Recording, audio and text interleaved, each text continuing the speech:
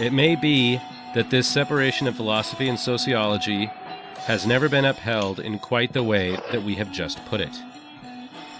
Fortunately enough, the actual work of philosophers and of sociologists, respectively, has often been less exclusive than their principles. But this separation is still part of a certain understanding common to both philosophers and sociologists, which, by referring philosophy and the human sciences to what it believes to be their pure type, ends up by compromising both scientific knowledge and philosophical reflection. Okay, now this I think is a bit more what I'm talking about. This is what I'm looking for. Because, well, it's not what I'm looking for. It's what I mean is that it's closer to what I was saying before. Right? No, dude, I'm totally getting this. Yeah. And it's not just humanities. Let me tell you, computer scientists need to take a fucking ethics class. Well, sure. But it should be fucking required. It's not necessarily an intellectual separation. They just, well, I mean, in this case, Marlou-Ponty is saying it's an intellectual separation, but the intellectual separation is going to be that these presupposed ontologies are different, which I'm not sure I agree with. Although I've definitely known many social statisticians that would absolutely be an accurate description of the separation between them and philosophers. But those of us in qualitative, I don't think that that's the case, because we're using philosophy on a regular basis. You know, I mean... The thing is, that paragraph, what it sounded like to me is that they're like, so the separation is kind of fake. But because it's fake and we believe it's true, it's causing people to believe that they're in a box that they're not actually in. Yes. That's correct. But they constructed the box, so now they're in the box. It's about halfway between the earlier claim and what I was saying about it being a social separation that's caused by normative behaviors. In this case, they are saying that it is an intellectual separation, but it's because the ontologies are different that they operate within. And there are... Yeah, everything else I said is also accurate. While it is an acknowledged fact that all major philosophies seek to consider the human mind both in itself and in its various aspects, ideas and their development, understanding, and sense perception, there is a certain myth which presents philosophy as an authoritarian assertion of the mind's absolute autonomy, which is really more of the clinical psychology I was bitching about earlier. In this interpretation, philosophy is no longer a process of questioning. It is rather a fixed body of doctrines, set up in order to ensure an absolutely unbound mind, the enjoyment of itself and its ideas. On the other hand, there is a myth which presents scientific knowledge and science of things in the world as arising from a mere collection of facts, not to mention the science of this science, so that my sociology of knowledge, itself conceived in empiricist fashion, would have to close the universe of facts in on itself by inserting into it the very ideas that we invent in order to interpret these facts, thus, as it were, ridding us of our own selves.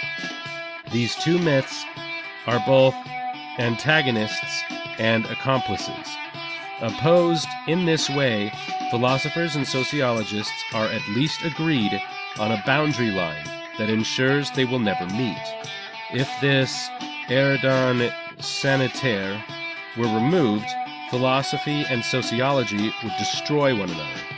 Thus, up to now, they have done battle for the human mind in a Cold War state of separation.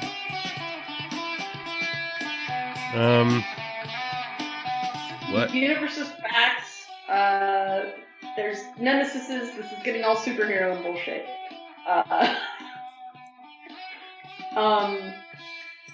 Because they believe they're different, they've created a boundary line. And because the boundary line exists, they'll destroy each other? The world of the Unbound Mind, I think therefore I am, versus the world of hard-coded laws, science. Which doesn't really describe sociology anyway. A lot of sociology is more about causal factors or aggregate behavior, observations, things like that. I mean, there are categorizations and stuff.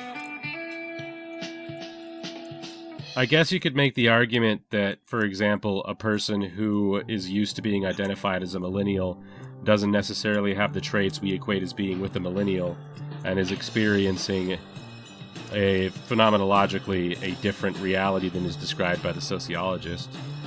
That's the sort of thing we might be talking about here.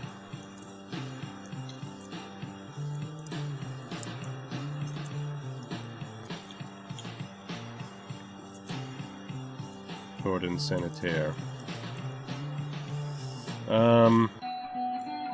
Well, let's take a step back and examine this in the light of the stuff that we were talking about before.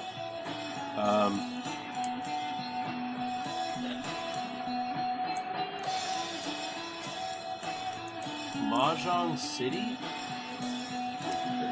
Okay, so if we talk about that in the way that it was being described before, then we're talking about the way in which the world of the sociologist and the world of the philosopher are different. Sort of forgot where I was going with that.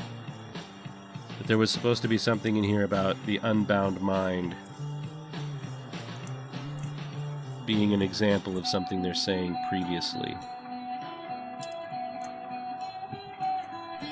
Actual work of philosophers and sociologists respectively is less exclusive than their principles. Again, particularly the way that we do it, but they do seem to be describing a different kind of sociologist. Because a lot of this sounds like it would very much fit the social statisticians as well. But I don't really see what's being described here. I've never seen a state of Cold War separation in philosophy and sociology.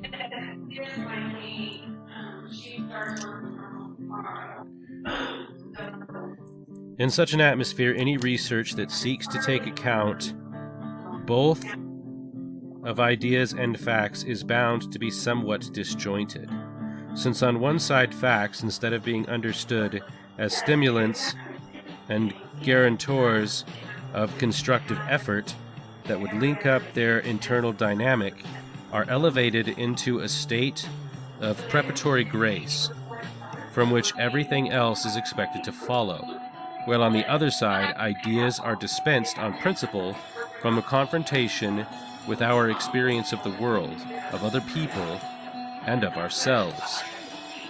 An interaction of facts and ideas is rejected as a bastard procedure, neither science nor philosophy, which would deprive scientists of the final interpretation of the very facts that they themselves discovered, while confronting philosophy with the threat of ever provisional results of scientific research.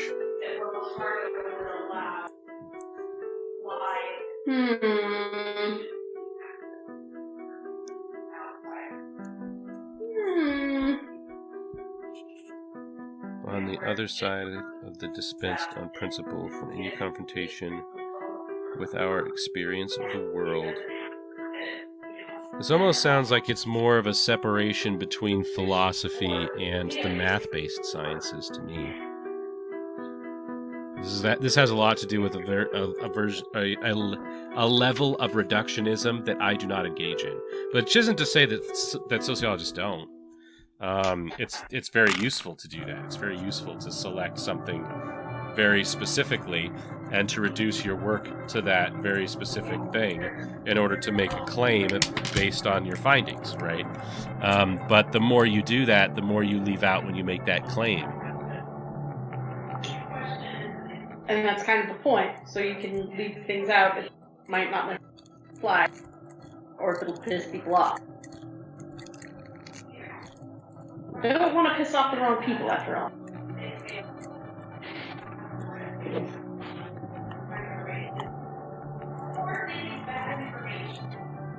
Can you hear my mom talking? Yes. She's downstairs. I can almost make out what she's saying, but not quite. It's very interesting. Yes.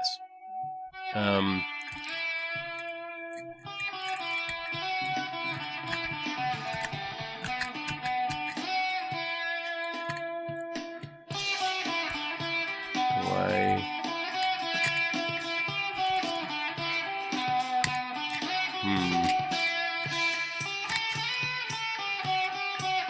I could see that being misunderstood. Anyway, I don't know. I don't think this threat to scientific methodology, Merleau-Ponty is talking about is a thing.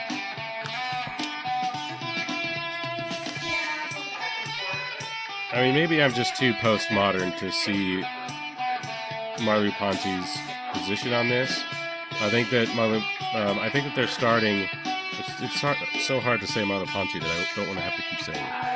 I think that their position is something like, this is the way that philosophers are looking at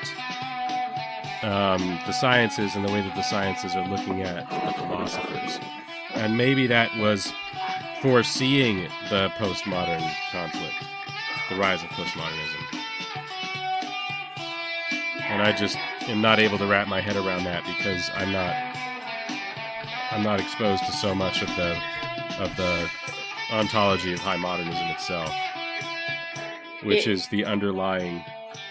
It's the trash can of ideology from which most people are eating, according to Zizek. I can't read the next paragraph as a paragraph out loud because it's 4 pages. It is. It's like the next paragraph is 3 pages, and the paragraph after that is 2. So, like, break it up, will you? Meanwhile, apparently my mom is explaining clan dynamics. Well, that's fascinating. That's something I'm into. Sentences, it's a whole... No, it is bullshit. It's bullshit, Miriam. You are correct. This sort of shit, Scarrett would throw the book out the window. He would. He's a huge asshole about people not using reasonable paragraph length.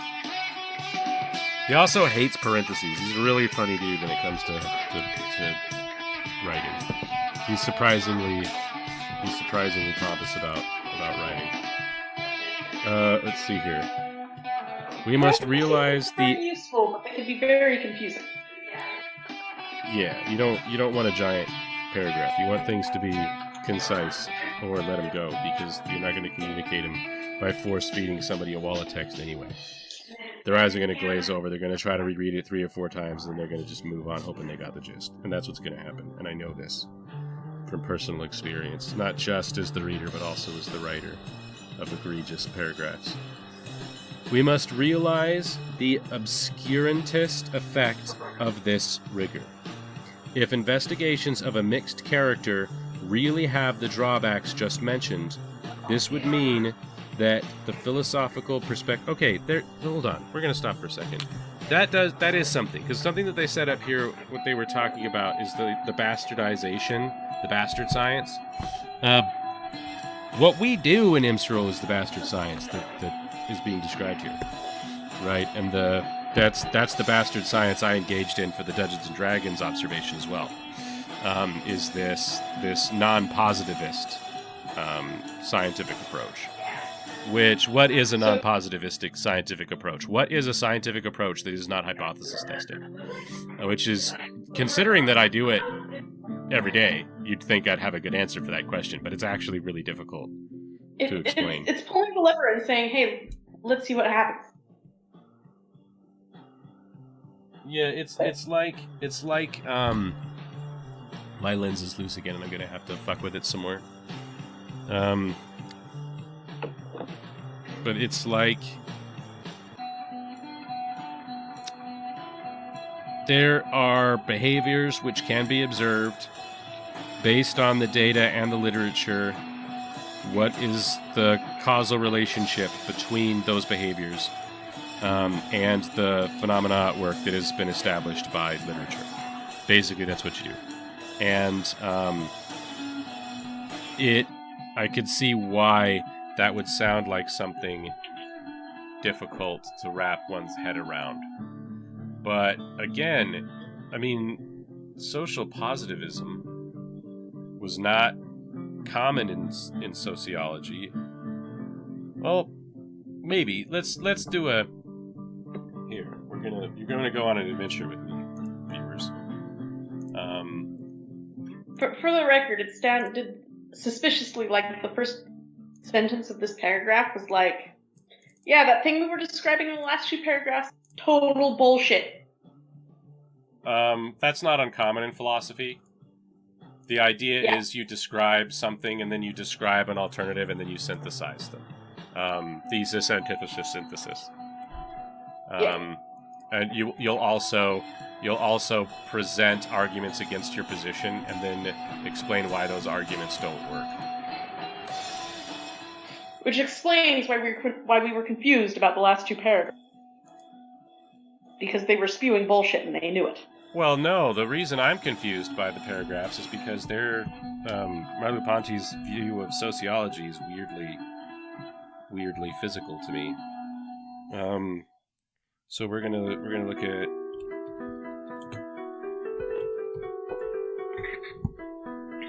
Marlou-Ponty,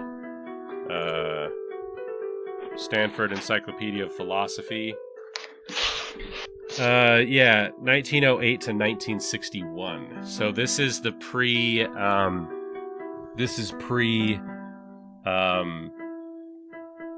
neo-Marxist. Relativity. It's pre neo-Marxist revival. It's pre C. Wright Mills. So there might. Shit, it's pre Mills? I know Mills. Yeah, this is pre C. Wright Mills, by and large, probably. Or at least around the same time. Are we talking about the same Mills, the hedonist Mills? What? You mean that's okay, first of all, the hedonist was Jeremy Bentham. The philosophical ethicist you're talking about is John Stuart Mills. Okay, yes. Different Mills. Okay. Yes. The Mills I'm talking about now is C. Wright Mills. C. Wright Mills was a philosopher that got in trouble with the FBI for writing books about Cuba. Yeah, I can see why that would be a thing.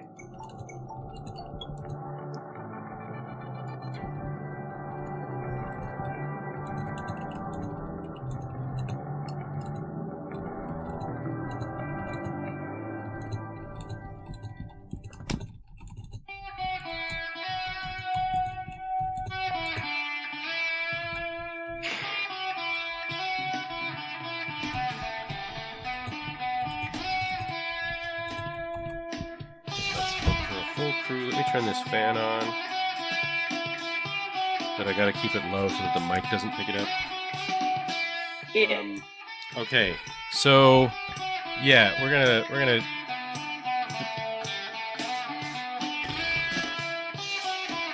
let's look at the date Luckman gives it, assuming Luckman gives it a date, which I presumed he would, but now that I'm looking for it, I'm not sure I'm guaranteed to find it. Schuetz? I went all the way back to Schuetz. I think Schuetz is going to be more useful to me. There's a section in Schuetz I've already decided that I'm quoting directly for the paper. But Ponty's the one that's giving me trouble here. 1960. So this is as Mills is writing. This is like 2 years after. Which one was 58? Is 58? I think 58 might be the sociological methodology.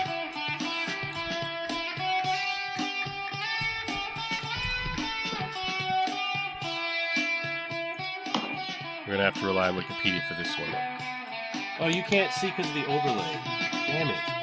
Why did nobody say anything? Well, I can't see because I'm using my shitty laptop and I'm not going to stream and be on Discord.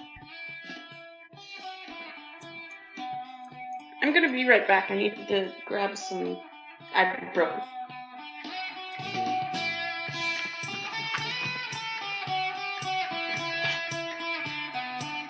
I'm not sure exactly how I want to handle this.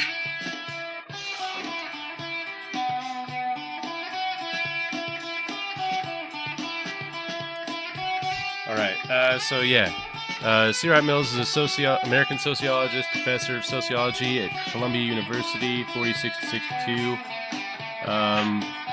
It's even earlier than I thought, 1962. I knew he died young, but I was thinking he was like 52, not 45. Let's see here. Later years influences books. White collar American middle class.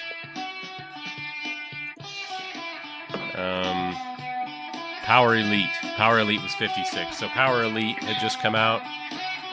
Character and Social Structure had been around a while. And these are going to be pretty qualitative type stuff. I'm sure there's quantinum. Power Elite especially is Marxist, at least technically. Sociological Imagination is 59. So yeah, Sociological Imagination had just come out when this was done, and Sociological Imagination is a lot more about like how we're going to do stuff in quantitative.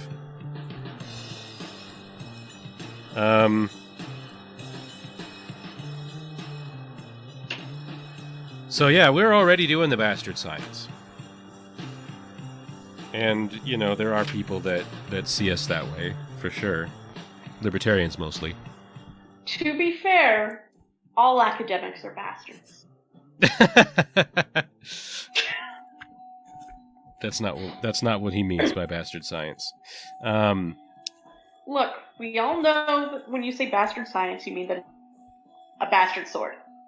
Yes, I mean that it is a hand and a half science, or a princess science. Yeah. If you take exotic weapon proficiency, you can use the bastard science one-handed. Otherwise, you have to use it two-handed.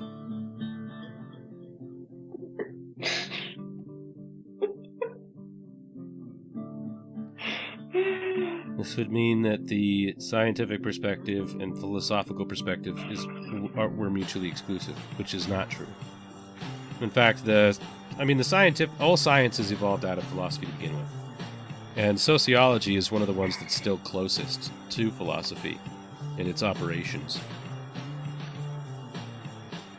But using sociology and science in this interchangeable way, I think that Marlou-Ponty is talking about a much more positivist sociology. And what I'm used to, as I've said before, is already the bastard science. So maybe we've just been doing this more than my whole life. This scientist would thus have to be prohibited the idealization of brute fact, which is in fact the very essence of his work. Idealization of brute fact. Yeah, I would agree with that, and it sucks. Because in sociology, we constantly have to be like, well, does this actually work here? Well, is this elitist? Well, is this that? Well, is this an accurate description? Even though, like, we can say clearly that that's what's happening here, but is it all that's happening there? Are there other causal factors? Like, one of the things that we were talking about a lot as an example of this is in my latest IMSRL paper, I was talking about cultural competence or social competence. And then Professor Kreider pointed out that there is a distinguishable difference between social competence, as I'm describing it using the the materials that I use to describe it, and cultural competence. Because you can be culturally competent in a way that makes you socially incompetent, which seems counterintuitive, right? Because it should seem like because a culture is the sort of because a culture is the way that a society functions, at least, normatively, expressively, culturally, it's culture, then to be culturally competent should be a form of social competence. But in my arguments, I am saying that it's not, because social competence is about more than the group of individuals that are culturally competent together, because that doesn't mean that their society functions. Hey, Lampé. Yeah, what do you want? It's just Plato's allegory of the cave. What? Okay. So, Plato's allegory of the cave, I don't necessarily have to explain. But, if you're competent enough to know that those are fucking shadow puppets, and you tell people that they're fucking shadow puppets, they're gonna tell you you're fucking crazy, because they're crabs. Well, they haven't seen what's causing the shadow puppets. That's the point of that. What I'm talking about is that people who are...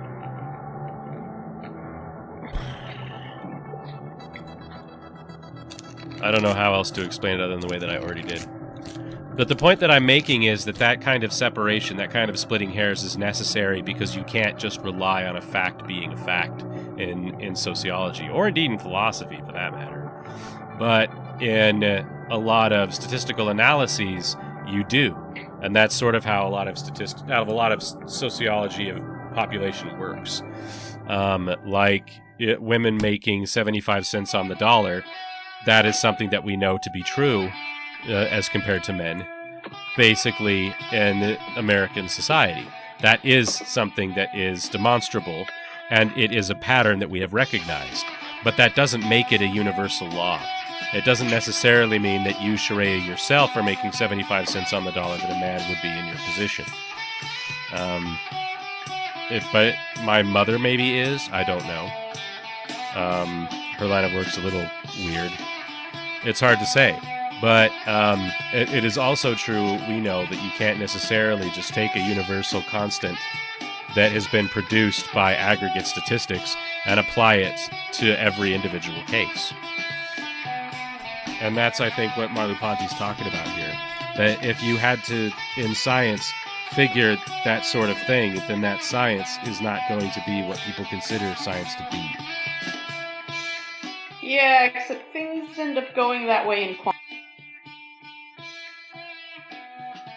Well, in quant, you almost never come back, is the thing. Like, once you aggregate, you don't tend to come back. Once you, excuse the outliers, you don't get to just be like, well, sometimes. You know what I mean? Like, you gotta go to a quant for that, or you gotta go to a qualitative person for that. You have to have a qualitative person interview one of the people who are outliers. Okay, so when I'm saying quantum, I mean physics quantum. Oh, I thought you just said quant. No, sometimes people say quant as shorthand for quantitative. And of course, quantum, in the case of quantum physics, just means that when you're at the size where you can count the atoms, once you get that small, things that affect them suddenly become statistical and don't necessarily affect all of them. Yeah, and that's a problem.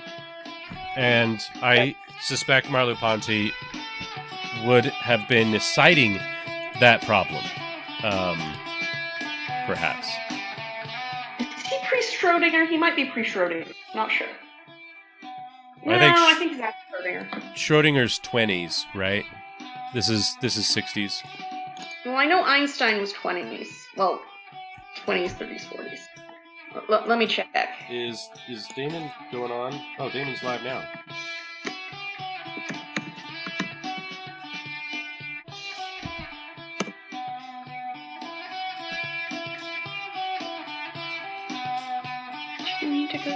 Yes, I meant to go to Schrodinger. Yes, take me to Schrodinger. Bitch. Anyway, that does seem So- really cool, but Schrodinger died in 61. yeah, that sounds right. So 40s, 20s to 40s probably. Born in 1887, died in 61. Probably 20s to 40s. Yeah, let's minimize this. Okay. We need to go at Schrodinger funeral service. What the fuck? Make me glow, please. Anyway. Yeah, it looks like we're gonna have a game tomorrow. I still am not sure who else is gonna show up, but we have the new person, which I'm excited for. And possibly, Brittany, and possibly, Zach. So that's tomorrow? Yes. Okay. There's also a bar stool.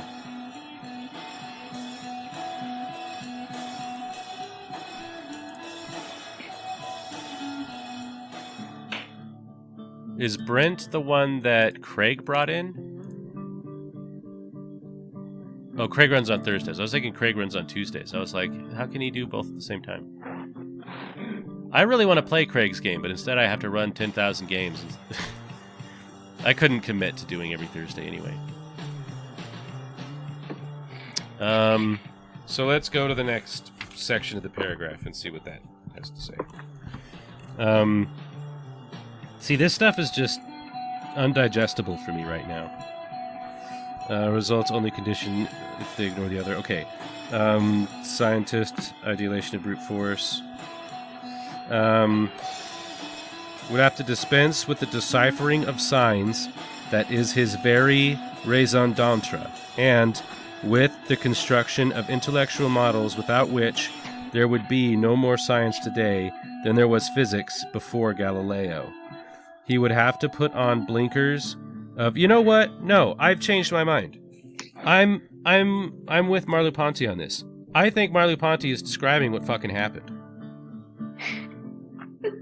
No, I think Marlou-Ponty's absolutely right. I think this fucking happened. I think this happened in the 60s.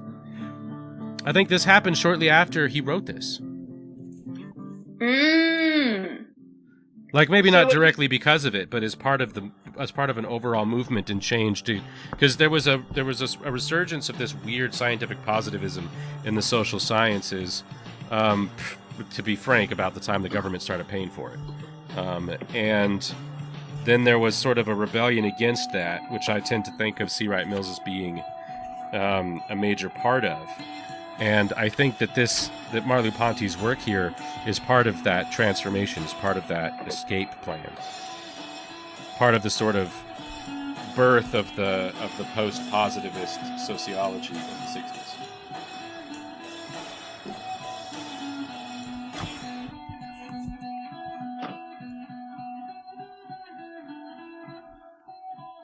So what you're saying is everyone was bitches in the 50s. There's actually another work in philosophy that I have presented to the Philosophy Club in the past, which was similar to this, but it was in philosophy specifically, as opposed to the overlap of phenomenology and social science. And it was about how philosophy had to work outside of the bounds of hyper-reductionism, which I thought was pretty straightforward, but everybody in the club, it like raised their hackles. The Philosophy Club students, it is amazing what they have a hard time with. You know, it's like, Lampé, all philosophers are bitches. That's why they're philosophers. well, no, I mean, they're like, you can talk as much as you want about the sort of preconception of the rightness of actually you sort of can't, because if you bring it up they get mad, but like they presuppose Christian values are inherently good and want to defend that principle without anybody talking about it. That's the one thing that sort of irritated me the most about it all, right? But in this it's more like they have a similar, almost ironically, they have a similar relationship with science, where they think of science in terms of a kind of like universal abject correctness, where all of science basically agrees on everything, and science is kind of a thing, your science class, as opposed to being divided into various branches that are obvious, that are constantly exploring each other, or constantly contradicting each other. Some of the most important scientific discoveries. Like, comment, subscribe, and share.